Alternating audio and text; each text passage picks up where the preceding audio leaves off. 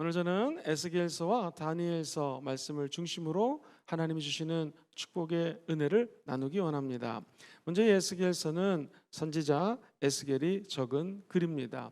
에스겔서의 특징이 있다면 에스겔 선지자가 날짜를 굉장히 정확하게 기록을 합니다. 무려 13번에 걸쳐서 언제 이 글을 적었다, 이 환상을 보았다라는 것을 적습니다. 한 예를 들어 보겠습니다. 29장 17절 말씀 시작. 27째 해 첫째 달 초하루에 야의 말씀이 내게 임하여 이르시되. 사랑하는 성도님들, 우리 다니엘 말씀 양육이 이제 월, 화, 수, 목, 금 5일 남았죠. 한번 15일째 하나님이 나에게 이런 말씀을 주셨습니다. 혹은 하나님께서 나에게 이런 감동을 주었습니다 라는 영적인 일지 또는 영적인 일기나 하나님과의 교제하는 내용을 한번 적어보는 것은 어떨까요?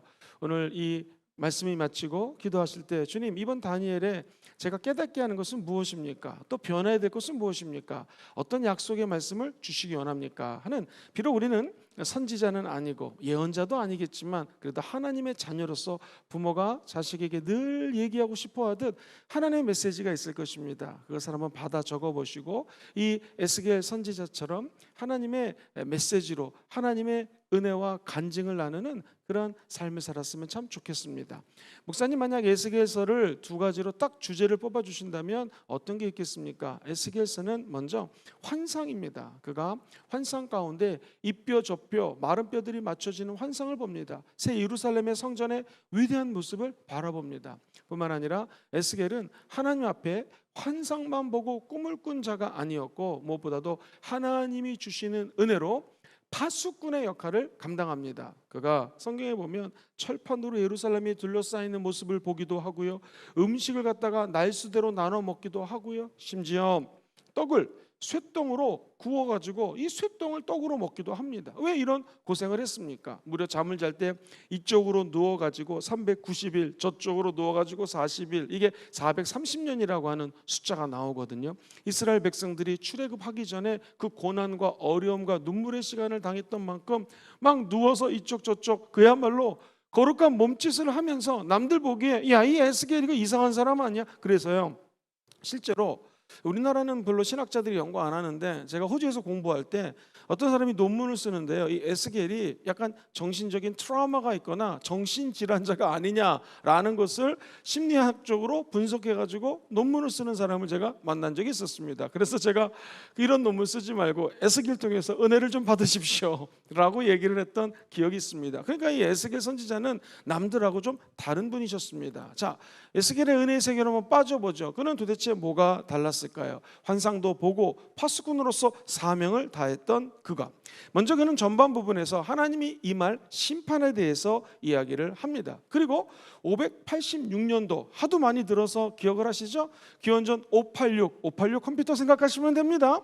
그때 이스라엘이 폭삭 망합니다. 그 전까지는 심판에 대해서 언급을 하다가 망하고 난 다음에는 오히려 희망을 선포하고 하나님의 나라의 임재를 갖다가 환상을 보고 꿈을 꾸는 장면이 성경에 기록이 되어 있습니다.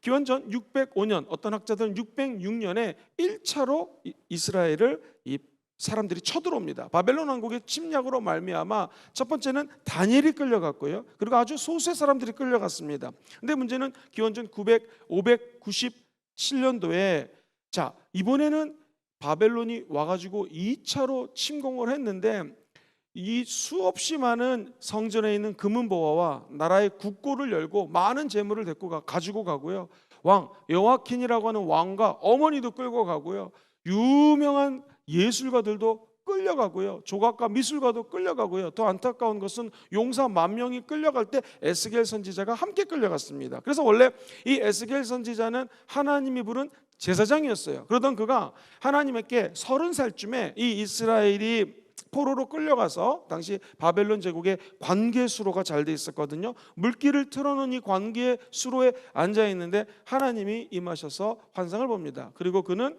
제사장이 아닌, 그의 원래 직분은 제사장인데 바로 이 선지자, 예언가가 되는 장면이 에스겔서에 기록이 되어 있습니다. 그러니 그가 하나님과 인간의 브리지, 다리 역할을 하는 제사장이 이제 하나님의 선지자로 변화가 돼가지고 하나님 앞에 선포하는 메시지가 담겨져 있어요.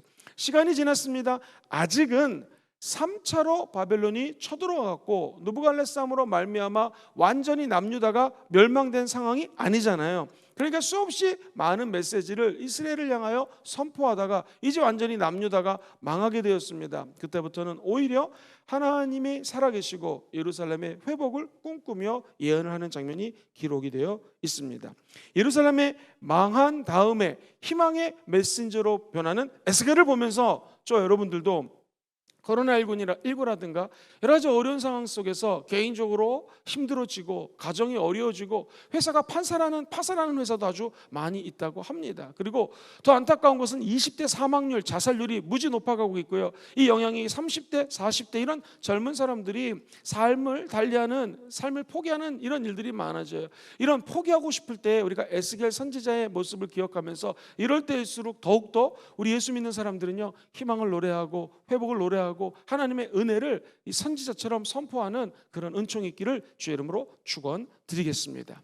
자, 그렇다면 목사님, 이 에스겔 선지자가 하나님 앞에서 상징적으로 행동하는 것이 몇 가지가 있는데 좀 정리해 주시겠습니까? 4장 1절로 3절에 보면 그가 예루살렘을 그리고 철판으로 둘러쌉니다. 바벨론에 의해서 예루살렘이 완전히 포위될 것을 의미하는 것이죠. 잠깐 말씀드렸던 것처럼 왼쪽으로 누워서 390일을 지냅니다. 저게 말이 쉽지 얼마나 어렵겠습니까? 오른쪽으로 누워서 약 40일을 지냅니다. 합치면 이 이스라엘의 죄를 위해서 390일, 그리고 유다의 죄, 남유다의 죄를 위해서 40일, 합치니 430이라는 숫자가 나오는데 이것은 이스라엘의 포로 생활을 상징하기도 합니다. 그래서 이 어려움과 곤란함을 상징적으로 누워서 지내는 것으로 표현하죠. 음식물을 어렵게 쪼개서 먹습니다. 예루살렘이 포위되어서 먹을 것이 극히 부족할 것임을 의미하는 것이죠. 떡을 쇠떡으로 구워서 먹습니다. 이 정결 규정을 위반할 수밖에 없어요. 이스라엘 사람들은 정결하기 위해서 먹지 말아야 될 것이 있는데 이것을 먹어야 되는 그야말로 최악의 상황을 그린 것입니다. 머리를 깎았습니다. 그 머리털과 수염을 막 불사릅니다. 칼로 칩니다. 바람에 흩어버립니다. 심판을 받아 멸망당하는 유대 백성의 모습을 보여줍니다.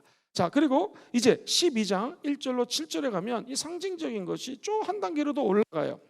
이 에스겔이 포로의 행장을 합니다. 옷을 바꿔 입어요. 성벽을 뚫고 이사하기 시작합니다. 예루살렘 성이 완전히 무너져 버리죠. 백성들은 포로가 되어서 짐을 지고 끌려갈 것을 상징적으로 행동합니다. 17절부터 20절까지 보면 막 떨어요. 음식을 먹습니다. 놀랍니다. 그리고 근심하면서 물을 벌컥벌컥 마십니다. 이 바벨론에 의해서 땅이 황폐해질 것을 의미합니다. 자, 21장 가면은요, 아예 한 단계 더 나갑니다. 허리가 끊어질 듯이 탄식합니다. 모든 사람들이 슬퍼하고 통곡할 재앙이 오고 있음을 이야기하는 것이죠. 18절 이하에 보면 갈래길에 위에 서가지고 지시표를 합니다. 두 길을 그려요. 바벨론 왕이 갈래길에서 점을 치고 점괘를 따라 예루살렘으로 진격할 것을 이 선지자가 환상 중에 보는 것입니다. 24장에 보면 아내가 죽으면 슬퍼해야 되지 않겠습니까? 사실 스트레스 지수가 제일 높은 것이 아내가 죽거나 남편이 죽었을 때 가장 힘듭니다. 그런데 그 아내가 죽어도 슬퍼하지 않습니다. 이것은 야훼께서 예루살렘의 멸망을 보시면서 하나님이 신부가 잃어도 슬퍼하지 않을 것임을 상징적으로 예언하는 것입니다. 자, 이처럼 에스겔서를 쭉 읽어보면은요, 어려운 일들, 정말로 난공불락의 석 앞에서 벌벌 떠는 마치 군사 같은 모습이랄까요? 성이 무너지고 사람들이 포로로 끌려가는 이 어두운 환상을 즉시적으로 보는 에스겔 선지자의 모습이 등장합니다. 역시 사람들은 이의 말을 듣지 않습니다. 그러자 이제 절반이 지나서 33장 1절로 가게 되면은 드디어 이스라엘 백성들이 멸망을 하고 남유다가 이제 포로로 다 끌려오게 됩니다. 그 당시 시드기야 왕이라는 사람은 두 눈을 잃고 끌려오게 됩니다. 얼마나 힘든 상황이었습니까? 그때 오히려 선지자는 희망을 노래하기 시작합니다. 자, 대표적인 말씀 36장 25절에서 27절까지를 같이 읽어보겠습니다. 시작. 맑은 물을 너희에게 뿌려서 너희로 정결하게 하되 곧 너희의 모든 더러운 것에서와 모든 우상 숭배에서 너희를 어떻게 해요? 정결하게 할 것이다. 자, 25절에 보면 맑은 물은 무엇입니까? 예수 그리스도의 보혈의 능력이 이제 메시아가 다가오게 되면 너에게 뿌려질 것이요, 너희로 정결하게 될 것이요, 너희가 더러운 것이 있는데 여태까지 우상 숭배하고 하나님 사랑하지 않았던 것에서 예수의 보혈로 너희를 정결하게 할 것이다. 그리고 성령이 부어질 것을 26절에서 이렇게 고백합니다. 시작. 또 새 영을 너희에게 두고 새 마음을 너희에게 주되 너희 육신에서 굳은 마음을 제거하고 부드러운 마음을 준다. 새 영, 성령이 우리 속에 임하게 되면 성령님은 저와 여러분들에게 새 마음을 주십니다. 사랑하는 모든 순복음 금종교회 성도님들이 오늘 새 영, 성령 받기를 주의 이름으로 축원드립니다. 그분이 우리 안에 들어오면 새로운 마음을 주십니다. 고난과 환난과 포로를 더 이상 고난, 환난, 포로로 보지 않고 새로운 마음으로 해석할 수 있는 은혜를 주시는 거예요. 뿐만 아니라 우리 육체 속에서 굳은 마음이 있어요. 육신은 눈에 보이는 것인데 성경은 굳은 마음, 보이지 않는 것을 예고합니다. 눈에는 보이진 이 육신 속에 굳은 마음, 보이지 않는 굳어버린 강팍한 마음이 있다는 거예요. 바로왕처럼. 이것을 성령이 임하면 제거해 버리시고요, 우리 영혼뿐만 아니라 우리 육신 속에서도 부드러운 마음을 주셔서 늘 성령님 주시는 새로운 꿈을 꾸게 된다는 것이죠. 27절 같이 한번 읽어봅시다. 시작. 또 내 영을 너희 속에 두어 너희로 내 율례를 행하게 하리니 너희가 내 규례를 어떻게 돼요? 지켜 행할 것이라. 자, 내 영, 성령을 너희에게 부어주면 너희로 어떻게 됩니까? 성경의 말씀 그대로 내 율례를 행하게 될 것이요. 자, 이 말은 무엇입니까?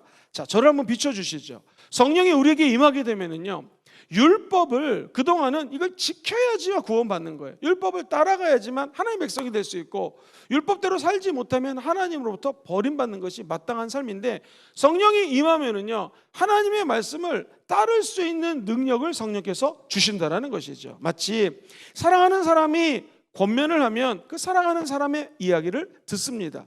부모가 자녀에게 진실되게 이야기를 하고 어드바이스, 충고를 해주면 이 아이들도요, 아무리 유치원 학생이라도 엄마 아빠의 말을 귀를 쫑긋 세우고 듣게 됩니다. 우리 인간도 그럴진데 새 영이 임하면 하나님에 대한 사랑과 열망과 뜨거움이 우리 안에서 발동이 되기 때문에 하나님의 율법과 규례를 그동안 지킬 수가 없었습니다. 은혜를 부어주셔도 이 말씀대로 따라갈 수 있는 에너지가 없었어요. 그러나 성령이 임하면 하나님의 말씀을 따라갈 수 있는 힘과 능력과 권세가 주어진다는 것이죠. 그러므로 우리 순복음 금정교회에서 늘 성령 충만, 성령의 임재, 이런 강조를 많이 합니다. 성령님이 임하면 자동적으로 말씀대로 살게 되는 거예요. 왜 그럴까요? 성령은 거룩한 영입니다.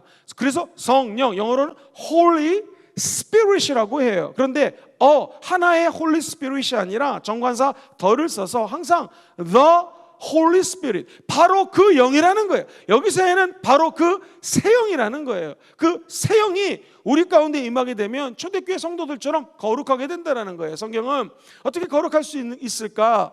말씀하고 기도 외에는 거룩해질 수 있는 방법이 없다고 얘기합니다. 즉, 성경 말씀을 따를 수 있는 능력도 성령이 부어주시는 것이고요, 기도를 통해서 거룩의 영을 받을 수 있는 능력도 성령이 부어주신다는 거예요. 그러므로 성령 충만이 답입니다.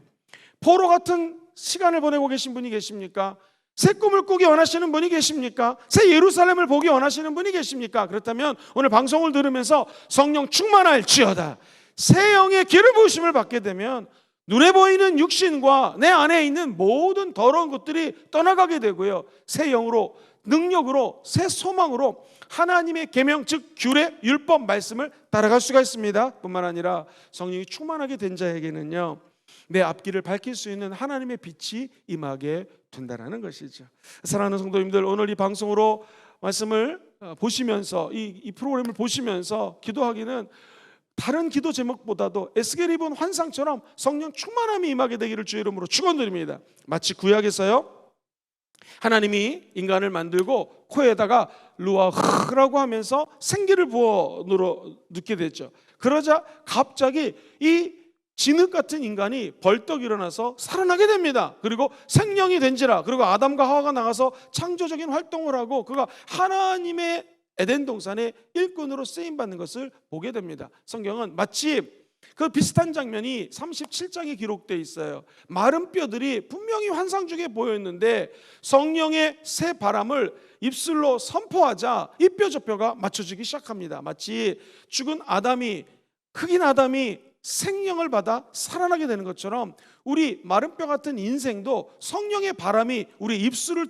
통해서 불어오게 되는 것입니다. 너는 이 뼈 저 뼈에게 명령하라, 명하라는 거예요. 성령 충만하면 결국 입으로 받는 것입니다. 우리가 기도하는 거 입으로 하지 않습니까? 순복음 왜 통성 기도할까요? 왜 목사님이 설교할 때마다 아멘 이거 왜 외칠까요? 그 이유는요, 아멘 하면서 진실로 그 영혼 가운데 하나님의 영이 충만하게 되는 것이고요, 동성으로 기도하고 성령님을 입술로 환영하고 인정하고 모셔드릴 때 성령 충만함을 받게 되는 것이죠. 에스겔 선지자는 37장에서 귀한 경험을 하게 됩니다. 시간 관계상 37장 이 뼈 저 뼈 환상 가운데 뼈들이 맞춰주고 그들이 힘줄이 살아나고 온몸이 생성되면서 가만히 보니까 이게 군대입니다. 군대 같은 하나님의 백성들이 일어나게 된다는 것이죠. 우리 순복음 금정교회도 성령의 새바람이 불어서 그 영으로 우리의 혼과 육과 영이 새로워질 뿐만 아니라 죽었던 마른 뼈 같은 인생들이 힘줄을 얻고 생명을 얻고 새로운 영적 군사들이 되기를 주의 이름으로 축원드립니다.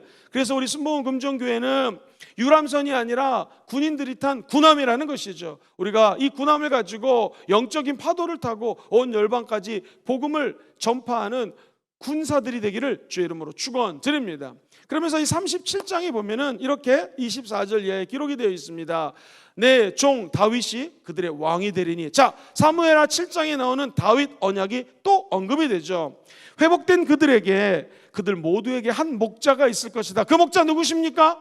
예수 그리스도. 그들이 내 규례를 준守하고 내 율례를 지켜 행하며. 아까는 성령이 임하면 규례와 율례를 행한다고 하는데 우리 목자 되신 예수님이 임하게 되면 예수를 따라가는 것이 하나님의 말씀을 준守하고 율례를 지킬 수 있는 영적인 파워가 생긴다라는 거예요. 25절 보겠습니다. 내가 내 종 야곱에게 준 땅, 곧 그의 조상들이 거주하던 땅, 어딥니까? 적과 꿀이라는 가나안 땅이죠.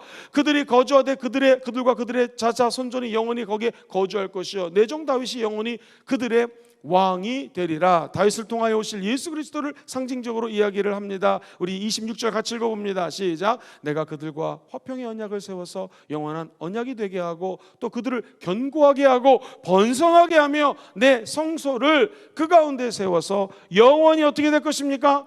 이르게 할 것이니. 영적으로 두 가지 해석입니다. 하나님의 아들 예수가 임하면 화평케 하십니다. 그리고 영원한 언약이 되셔서 우리가 번성하게 되는 창세기, 하나님의 생육하고 번성하고 다스리라는 말씀을 이루게 될 것이요, 눈에 보이는 성소 순복음 금종교회가 세워질 뿐만 아니라 눈에 보이지 않는 영적인 성소, 한 사람 한 사람들이 성령이 거하는 성소가 되어서 그 성전이 영원하게 이르게 될 것이다.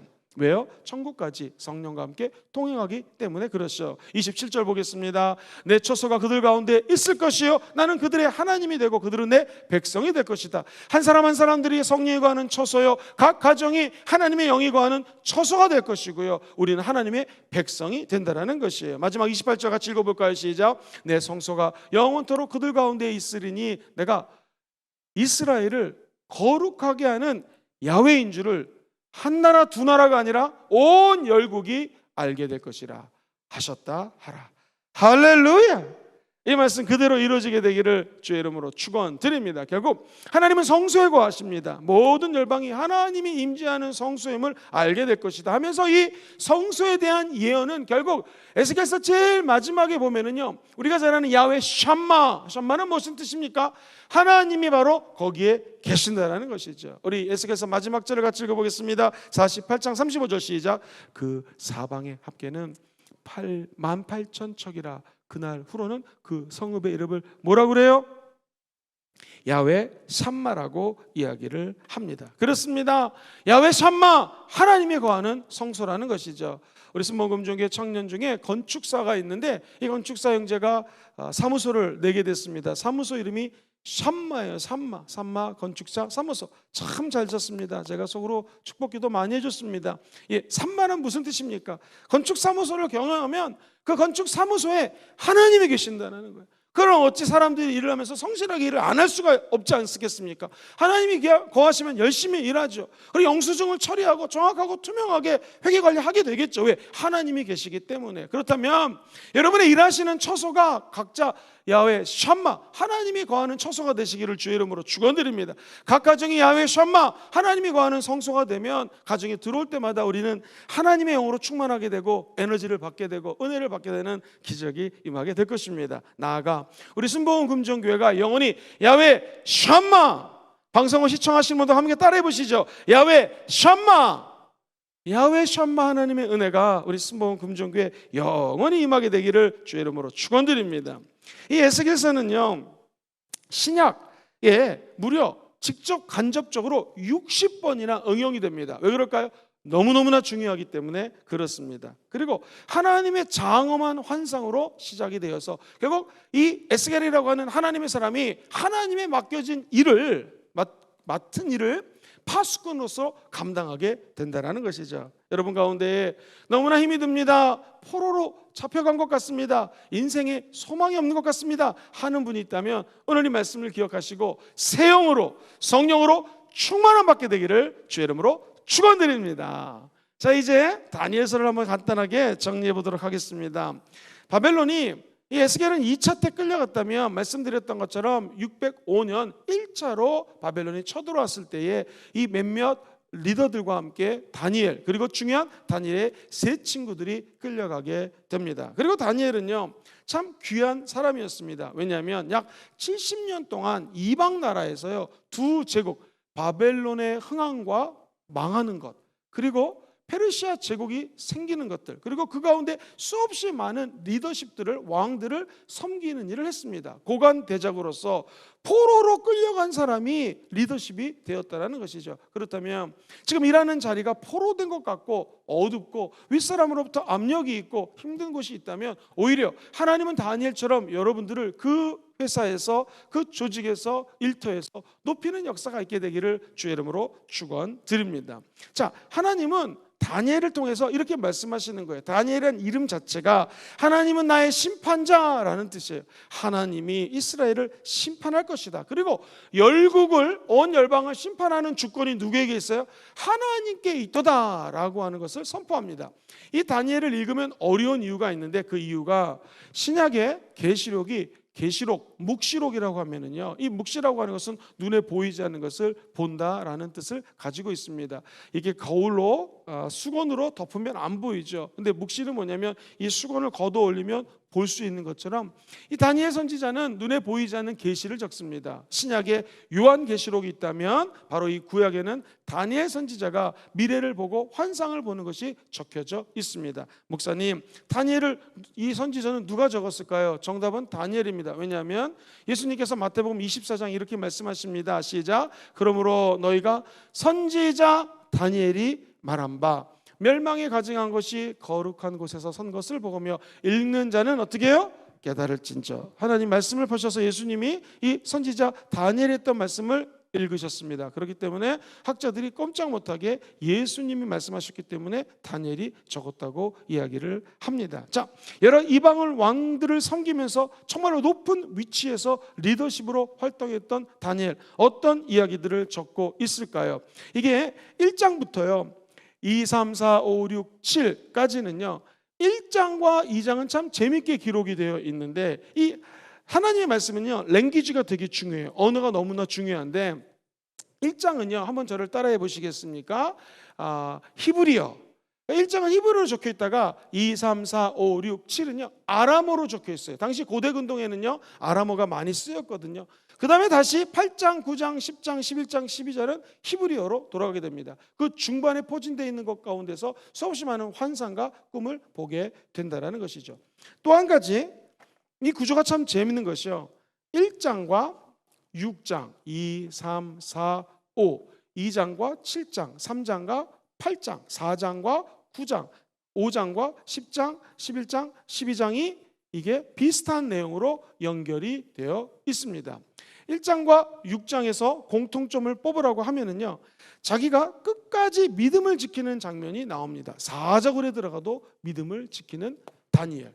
그리고 황관들이 높은 사람들이 너희들 산의 진미를 먹어라. 아닙니다. 나는 안 먹어도 됩니다. 라고 하는 믿음을 지피는 장면이 1장과 6장에 겹쳐서 나오게 됩니다. 그리고 2장과 7절을 보면 4개의 제국을 갖다가 보게 됩니다. 그리고 무엇보다도 다니엘의 꿈을 봅니다. 환상을 봅니다. 이것이 2장과 7장에 적혀져 있습니다. 또 하나 3장과 8장은요, 예배드리는 것을 오늘날도 마찬가지죠. 중지시키는 왕들이 나와요. 참 이거 하나님 기뻐하지 않습니다.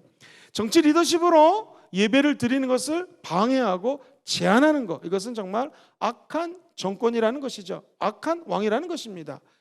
이 하나님은 이 예배를 드리는 것을 방해했을 때에 다니엘이 우리가 잘 아는 것처럼 풀무불에 들어가게 됩니다. 그리고 이 예배 드리는 것을 통하여 오히려 전하 위복되는 것을 하나님은 보여주게 되죠. 4장과 9장은요 7년 형벌 그리고 70일이라고 하는 미래의 환상에 대해서 똑같이 적혀져 있습니다. 5장과 10장, 11장, 12장 요거는 똑같은 병렬 구조로 쭉 진행이 되는데 장차 임할 종말에 대해서 이야기합니다. 그래서 요 종말 요한계시록하고도 연결이 되는 것이죠. 그래서 이 다니엘서의 장점은 이 하나님을 믿고 예배드리는 사람들에 대한 스토리들이 쭉 전개되기 때문에 읽으면 읽을수록 재밌어요. 그러나 묵시문학이라고 하죠. 장래에 일어날 걸 갖다가 환상 중에 본 내용들이 적혀있기 때문에 어쩔 때는 힘이 들고 이해하기가 어려울 때가 많이 있습니다. 자, 그렇다면 목사님 몇 가지를 좀 정리해 주시죠. 다니엘 환상 중에서 자, 여기 여러분 성경에 보시면은요 이 신상과 돌에 대한 언급이 있는데 이것은 장차 일어날 환상을 보는 것이죠. 머리가 금입니다. 가슴은 은입니다. 배와 넓적다리는 노십니다. 다리는 쇠입니다. 열 발가락은 쇠와 진흙입니다. 제가 말씀드렸던 것처럼 아수리아라고 하는 나라가 생겼다가 바벨론이 아수리아를 쳐들어가고 온 고대 근동을 지배합니다. 메데 바사, 바사는 페르시아거든요. 그 다음에 헬라 제국이 나옵니다. 그 다음에 로마 제국, 유럽의 10개국, 하나님이 앞으로 세우실 왕국까지 가는 데에 신상들이 있고 거기에 돌이 있는 환상을 보게 됩니다. 자, 뿐만 아니라 성경은요 사자굴에 빠졌던 그가 하나님의 은혜 가운데 회복되는 것을 나타납니다. 그래서 다니엘서를 만약 2가지 언어로 정리해 주세요 라고 하면은 바로 이렇게 정리할 수가 있습니다. 하나님이 우리에게 포로 생활을 주셨다면 믿음 있는 자에게는 한번 따라 볼까요? 하나님의 보호하심. 시작. 하나님의 보호하심. 포로 생활 가운데 믿음만 있으면 갑자기 하나님의 보호하심이 나오는 거예요. 수학 공식하고 비슷합니다. 포로 생활, 고난, 어려움이 있을 때 반드시 뭐가 더해지면 정답은 하나님의 보호하심이 나와요. 그것이 무엇입니까? 믿음입니다. 나 이거 먹지 않습니다. 그랬을 때 일주일 금식했던 사람이 먹었던 친구들보다 더 얼굴이 환해집니다. 뭐예요? 믿음이 있으니까 하나님이 어려운 상황에서 보호해 주죠. 야, 너 감히 나를 섬기지 않아? 풀무불에 집어넣습니다. 믿음이 있으니까 하나님 나를 보호해 줄 줄 믿습니다. 그리하지 아니하실지라도. 그래서 하나님께서는 4번째 사람 우리가 잘 아는 예수님을 등장시키시고 거기서 풀무불에서 살아남는 기적을 베풀어 주십니다. 믿음이 보호하심으로 연결되겠죠. 풀무불, 사자굴, 환상, 모든 꿈, 모든 이상 그리고 다니엘서에 기록되어 있는 모든 고난들은 결국 중간에 믿음이라는 것이 녹아지게 되면 하나님의 보호하심으로 결론 지어진다는 거예요. 그렇다면 여기 나오는 미래의 모든 환상들, 다시 말해서 죄를 지면 심판이 있고 막 72대가 다가오고 7년 고난이 다가오고 했을 때에 하나님은 우리에게 주시는 메시지가 있습니다. 그것은 믿음이 있다면 진정 예수 그리스도를 믿고 산다면 쭉 다니엘서가 진행되면서 종국적으로 종말이 다가온다 할지라도 다시가 앞으로 돌아가면 믿음이 있으면요 어떠한 환난과 어려움 속에서도 다니엘이 꿈을 꿀 수가 있고 예배 생활에 집중할 수가 있고요. 다시 어려움이 다가와도 다시 하나님의 어려운 종말과 같은 고난 속에 있다 할지라도 다시 우리는 믿음으로 회복될 수 있다는 이게 순환 구조로 엮여져 있는 것이 다니엘서라고 볼 수 있습니다. 자, 이렇게 한번 정리를 해볼까요? 하나님 나에게도 믿음을 주십시오. 시작. 하나님 나에게도 믿음을 주십시오. 그럼 믿음을 통하여 하나님의 놀라운 기적을 체험할 수 있다는 것이죠. 자, 한 가지만 더 이야기하겠습니다. 이 175페이지 밑에 박스를 보면은요 이 성경에 보면 바사의 세 왕이 등장을 하거든요. 바사는 어떤 나라라고요? 페르시아. 그러면 이것은 알렉산더 시대를 의미합니다. 자, 헬라 시대에 능력 있는 왕이 나타나요. 프톨레미라고 하는 왕조가 부상하는 걸 상징하고요. 남방왕, 북방왕. 자, 남방왕과 북방왕의 전쟁을 상징하고요. 북방왕과 남방왕의 전쟁이 일어난 것은 이집트 프톨레미하고 시리아 셀류커스 사이의 전쟁을 상징합니다. 11장 10절에 보면 남방왕을 진압하는 북방왕에 대한 것은 바로 이 안티오쿠스라고 하는 사람 3세가 등장하는 것을 의미하고요. 얼마 있다 죽게 될 또 다른 북방에 나오는데 이런 셀류커스 4세를 의미하고요. 비열한 정복자 북방에 나오는데 이것은 안티오쿠 4세를 의미합니다. 자, 목사님, 그러면은 지금 이 미래는 그대로 펼쳐지고 있습니까? 아무도 모릅니다. 왜냐하면 우리가 예수 그리스도가 언제 오실지는 하나님만 알기 때문에 실제로 다니엘이 본 환상대로 진행될지는 저도 몰라요. 아무리 신학을 공부 많이 한 사람도 알 수가 없습니다. 그러나 확실한 거 한 가지가 있습니다. 하나님은 믿는 자를 구원해 주시고 형통해 주시게 하신다는 것입니다.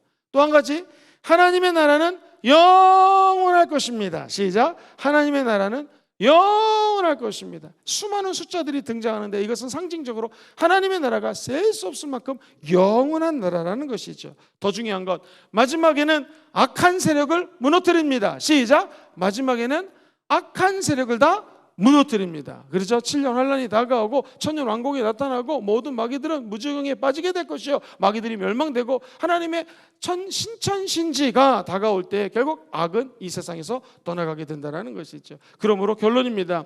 만약에 우리에게 희망이 있다면 무엇이겠습니까? 우리 안에 믿음을 통하여 하나님이 역사하시고 끝까지 보호해 주신다는 소망입니다. 그렇다면 오늘 이 방송을 시청하시는 모든 성도님들은요, 지금부터 마음을 다하고 목숨을 다하고 뜻을 다하고 힘을 다하여 세상을 사랑하지 마시고 하나님을 사랑하시게 되기를 주의 이름으로 축원드립니다. 거기에 소망이 있고 종말이 다가온다 해도 하나님과 거할 수 있는 은혜가 넘쳐나게 될 줄 믿습니다. 그 은총이 함께 하시기를 예수님의 이름으로 축원드립니다.